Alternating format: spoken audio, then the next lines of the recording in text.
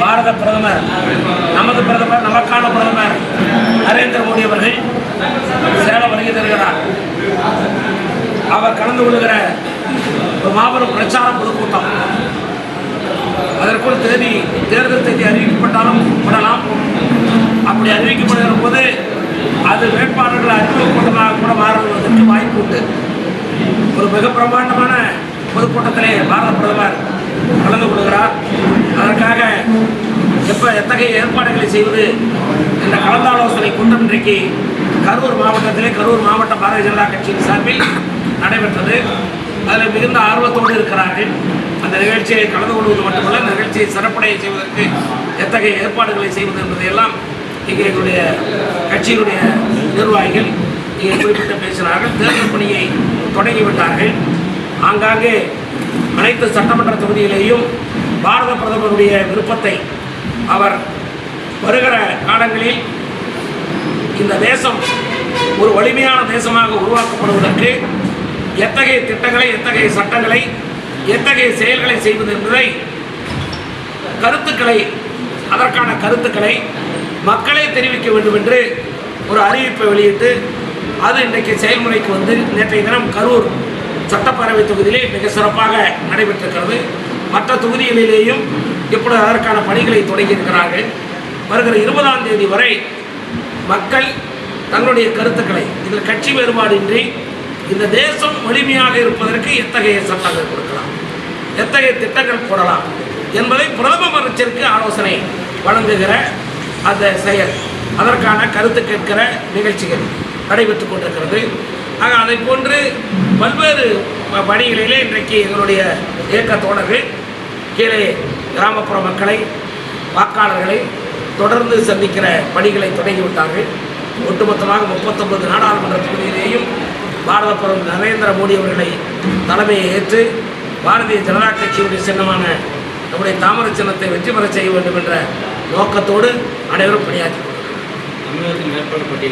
அறிவிக்கப்பட்டு ஒரு 2 நாட்களிலேயே வேட்பாளர் பட்டியல் வருகிறது. தமிழகம் வெள்ளத்தால் பாதிக்கப்பட்டு தத்தளிக்கும் போது வராத தேர்தல் தோல்வி பயத்தினால தான் அங்கே வர்றாரு சொல்லி முதல்வர் ஸ்டாலின் அடிக்கடி சொல்லிக்குவார். இது வயிற்றெரிச்சலில் பேசுறது. இவர் ஸ்டாலினை பொறுத்த வரைக்கும் எதுக்குமே கவலைப்படாத உட்கார்ந்துருந்தார். இந்த போதை மருந்து கடத்தி, ஏன்னா இங்கே பாரத பிரதமர் தமிழ்நாட்டில் நேரடியாக எல்லாருக்கும் நிவாரணத்தை கொடுத்துட்டார்.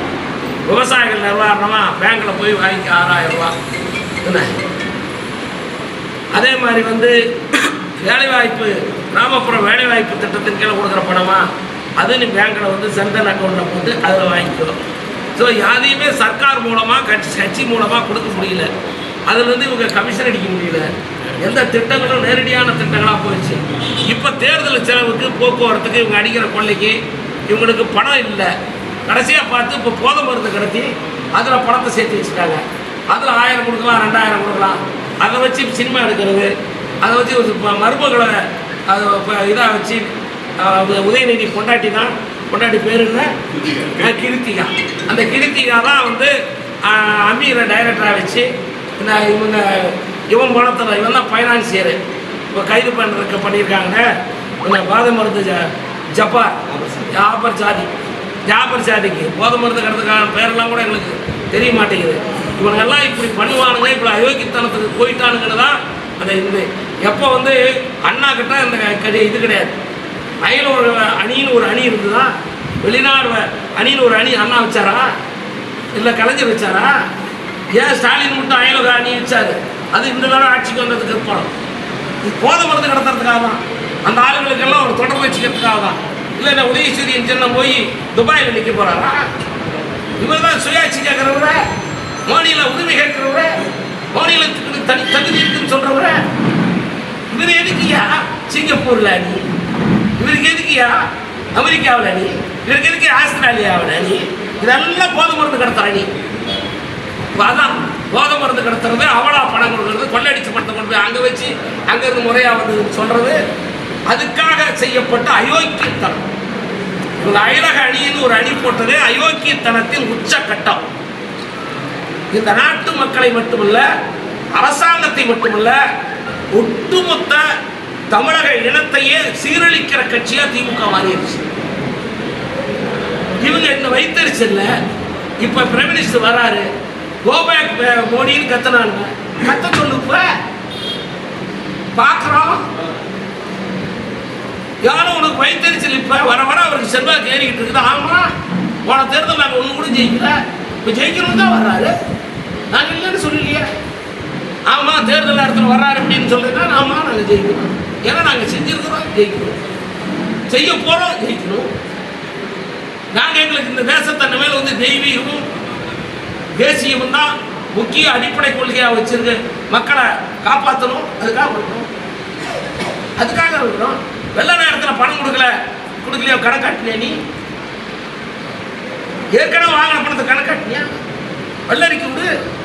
ஏற்கனவே கொடுக்கப்பட்ட பணம் இது இதுக்கு செலவாச்சு, இது போக இது ஒரு மீதி இல்லை, இது பற்றாக்குறை சொல்லு. இது அதிகாரிகளுக்கு இடையே இருக்கிற பிரச்சனை. வெள்ள நிவாரண பணங்கிறது, வெள்ள நிவாரண நிதிங்கிறது முதலமைச்சருக்கும் பிரதம அமைச்சருக்கும் சம்பந்தம் இல்லாதது. மாநில அதிகாரிகள் ஏற்கனவே டிசாஸ்டர் காலங்களில், இது போன்ற பேரழிவு காலங்களில் வாங்குகிற பணத்திற்கு ஆன கணக்கை இவர்கள் திருப்பி கட்டுவாங்க.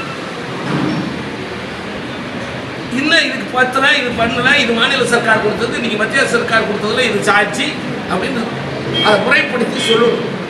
டைவர்ஷன் இருக்கிறார், எது எதுக்குன்னு வாங்கினையோ அது பண்ணிருக்கணும். நீங்க அதையெல்லாம் பண்ணுங்க. அவன் கணக்காட்டுல மறுபடியும் ஃபர்தர் அமௌண்ட் கொடுக்கல, அவ்வளவுதான். இப்போ கொடு. இது இங்க இருக்கிற ஐஏஎஸ் ஆபீசருக்கும் டெல்லியில் இருக்கிற ஐஏஎஸ் ஆபீசருக்கு இருக்கிற பிரச்சனை. இது முதலமைச்சருக்கு பிரதம அமைச்சருக்கு இருக்க, இது முதலமைச்சர்கிட்ட நேரடியாக பிரைம் மினிஸ்டர் சொல்லிட்டார்.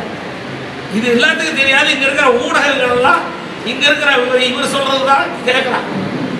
அங்க அவர் சொன்னதை பத்தி இங்க விளம்பரப்படுத்தல, தெரியாது. ஆக இது வந்து இப்ப அவர் வர்றாரு, வெள்ளத்துக்கெல்லாம் பணம் கொடுக்காம இல்லை, அவர் கொடுத்ததை விட நீ செஞ்சதை விட மத்திய அரசு செஞ்சது ஜாஸ்தி. இன்னைக்கும் அரிசியில் இன்னைக்கு எவ்வளோ பணம் கொடுக்குறோம்? இந்தியா கொடுக்குற எமர்ஜென்சி மத்திய அரசு எவ்வளவு கொடுக்குது? ஒவ்வொரு ரேஷன் கடையில் கொடுக்குற அரிசி சொல்லு. ஓட்டா போட்டு வச்சுக்கிட்டா தீர்ந்து போச்சா? நீ தோப்பா கடை வச்சு எல்லாம் ஆட்சி நடத்த முடியாது.